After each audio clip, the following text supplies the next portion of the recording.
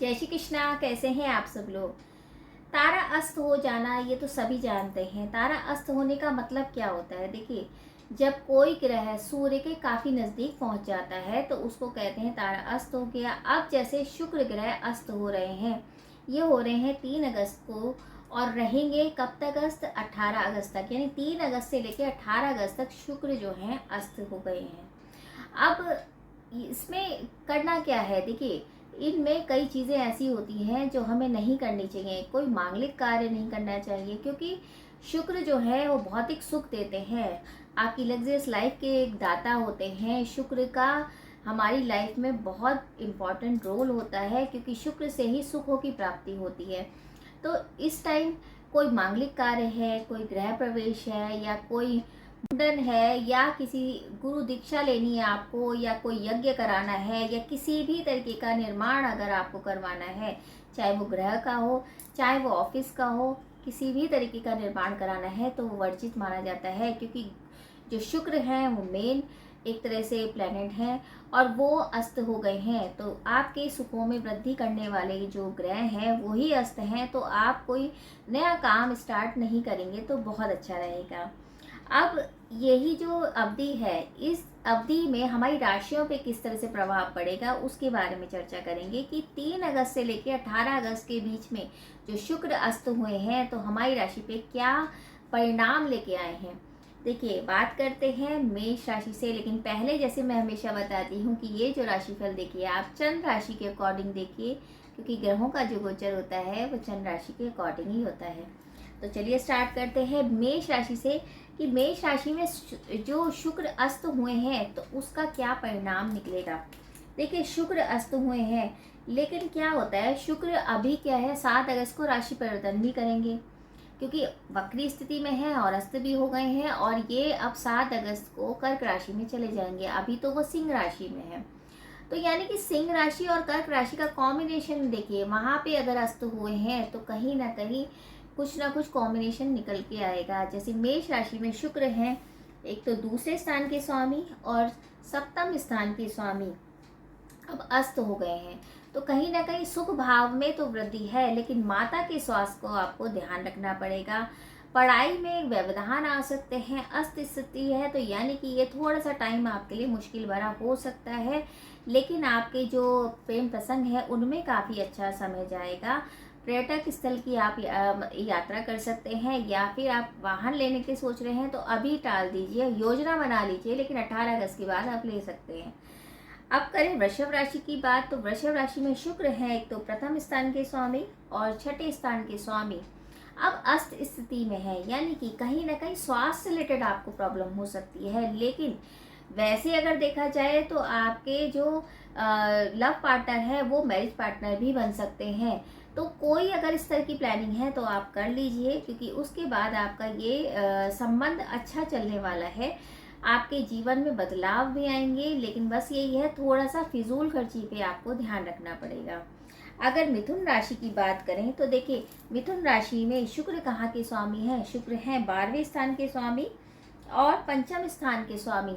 देखिए, अब 12वें स्थान से कनेक्ट हो गए तो यानी कि कहीं ना कहीं खर्चा इन्वॉल्व हो गया। चाहे खर्चा कैसा भी हो, आपकी सेहत से रिलेटेड आपको दिक्कत हो सकती है, वहाँ खर्चा हो सकता है, या आप कहीं घूमने जा सकते हैं वहाँ खर्चा हो सकता है। शुक्र तो वैसे भी सुखों के और एक तरह से लग्जरियस लाइफ के दाता हैं, तो कहीं ना कहीं सुखों में आप खर्चा कर सकते हैं।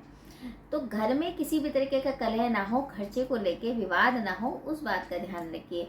वही बात करते हैं कर्क राशि को। देखिए, कर्क राशि में शुक्र कहाँ के स्वामी हैं, शुक्र हैं एक तो 11वें स्थान के स्वामी और चतुर्थ स्थान के स्वामी होकर आपके पहले और दूसरे घर में अस्त। यानी कि कहीं ना कहीं आपके धन में कटौती हो जानी, आपकी वाणी से कोई काम खराब हो सकता है, आपकी हेल्थ के इश्यू हो सकते हैं। तो थोड़ा बहुत आपको हेल्थ से रिलेटेड ध्यान रखना पड़ेगा।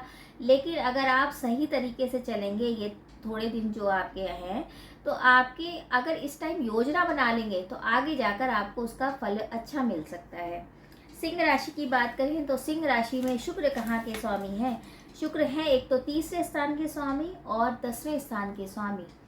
अब वैभाव में, लग्न में, यानी कि कहीं ना कहीं आपके हेल्थ के इश्यू हो सकते हैं, आपको शुक्र जनित रोग हो सकते हैं, डायबिटीज का विशेष ध्यान रखें, इन्फेक्शन आपको हो सकता है, उसमें व्यय भी होगा।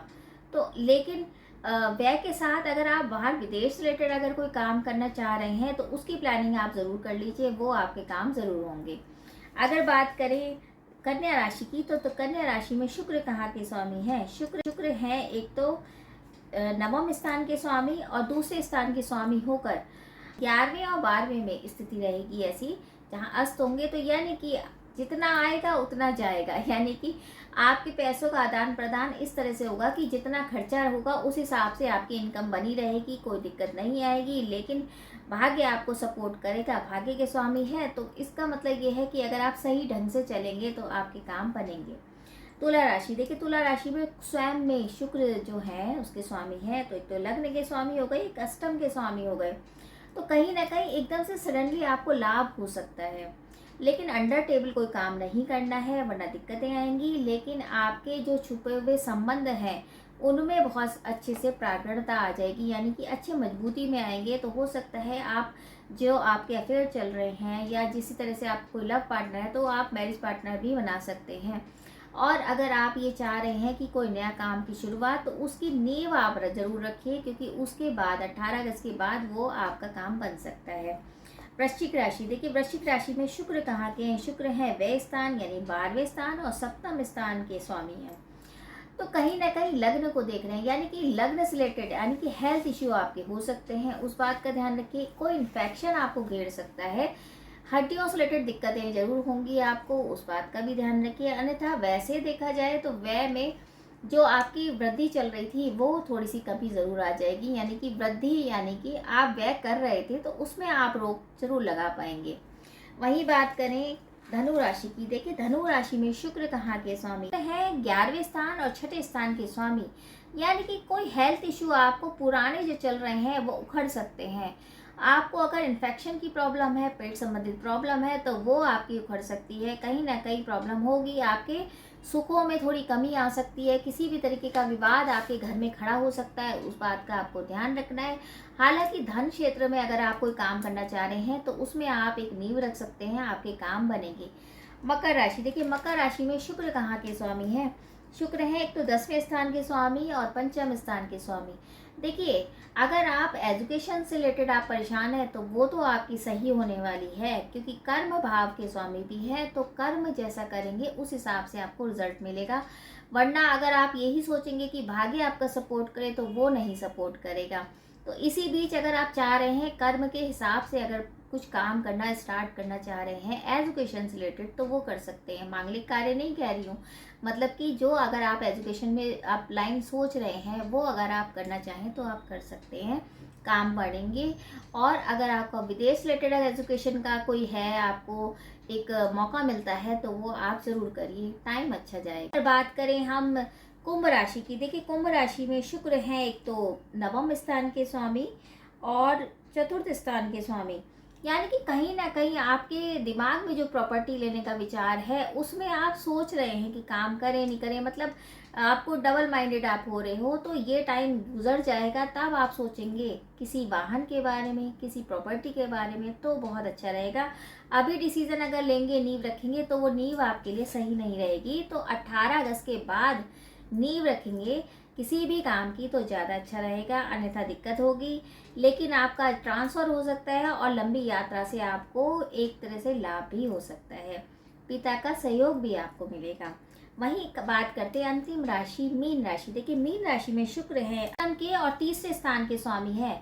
और जब अष्टम का रोल आता है तो कहीं ना कहीं टेंशन वाला टाइम आ जाता है, यानी कि कहीं ना कहीं आपके अंदर डबल माइंडेड आप हो गए, या आपके कोई पुराने मुद्दे उखड़ सकते हैं, या कहीं ना कहीं भाई बहनों से विवाद हो सकता है, वक्री भी हैं, अस्त भी है। तो यानी कि टेंशन भरा टाइम थोड़ा सा रहेगा, थोड़ा संभाल के वाणी से आपको किसी को कुछ भी नहीं बोलना है। कोई पुरानी अगर चीज़ें आपकी हैं वो उखड़ रही हैं या वाद विवाद उखड़ रहे हैं तो ध्यान रखिए। तो ये तो था 3 अगस्त को जो शुक्र वक्री हो रहे हैं उसके बारे में, कि आपको क्या सावधानी बरतनी है या काम क्या नहीं करना है, कोई मांगलिक कार्य नहीं करना है इन दिनों। तो अब इसके बाद आपको उपाय क्या करने हैं, तो शुक्र से रिलेटेड जो उपाय होते हैं वो होते हैं माँ लक्ष्मी की पूजा, शुक्र के मंत्रों का जाप और सफ़ेद चीज़ों का दान। अगर आप सफ़ेद चीज़ों का दान करते हैं तो अति शुभ रहता है, माँ लक्ष्मी अति प्रसन्न होती हैं। और अगर लक्ष्मी जी के मंत्रों का जाप करा जाए शुक्रवार के दिन तो भी माँ लक्ष्मी की कृपा बनती है। और जो कष्ट आने वाला भी होगा अस्त होने की वजह से या किसी भी तरीके से आपको कुछ प्रॉब्लम आ रही है, शुक्र से रिलेटेड आपको दिक्कत आ रही है, तो वो कष्ट भी जल्दी दूर हो जाते हैं। तो आप इतने ही उपाय कर लीजिए। बाकी ये एक जनरल प्रिडिक्शन है, आपके चार्ट के बारे में नहीं पता है, तो अगर आपको चार्ट दिखवाना है या कुंडली का विश्लेषण कराना है तो आप कमेंट्स बॉक्स में मैसेज भी कर सकते हैं। तो उम्मीद है आपको ये छोटी सी जानकारी अच्छी लगी होगी, और अगर अच्छी लगे तो आप वीडियो ज़रूर शेयर कीजिए। जय श्री कृष्णा।